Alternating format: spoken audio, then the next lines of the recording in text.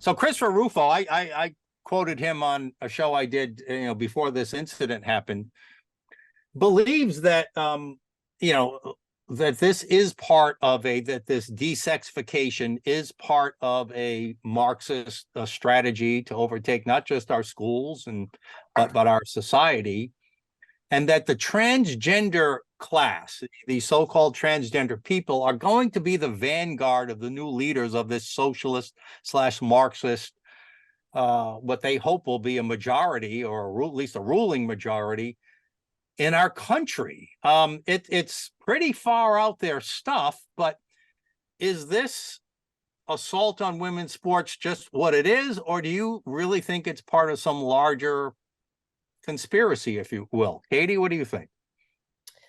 I definitely think it's part of a larger conspiracy.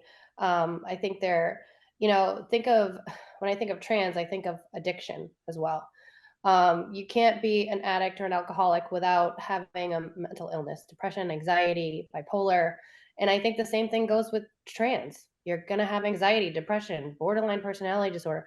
All these things come into play. So we can't have a society that has a dual diagnosis type of situation. And I think they're trying to erase women from being women and just understanding that we're different and that's okay.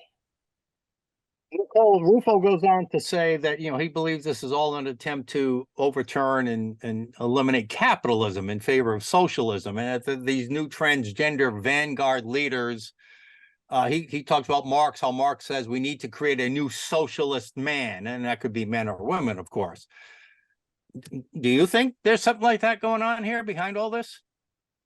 I really don't know. I haven't followed like the Democratic Socialist Party enough. But I think if something like that is going on, I don't think it's as organized as people like us from our perspective may think it is. I think there are a lot of moving parts. I think ultimately these are people who don't believe in anything.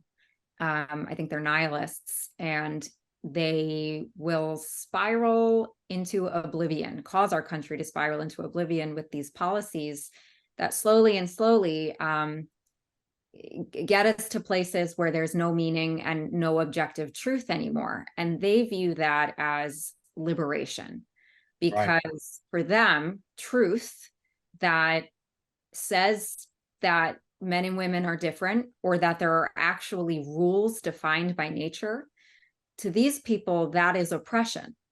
And they want Yeah, to, just like the Constitution would be oppressive, right? yeah. And like any kind of rules and consistent guiding principles feel like oppression to them.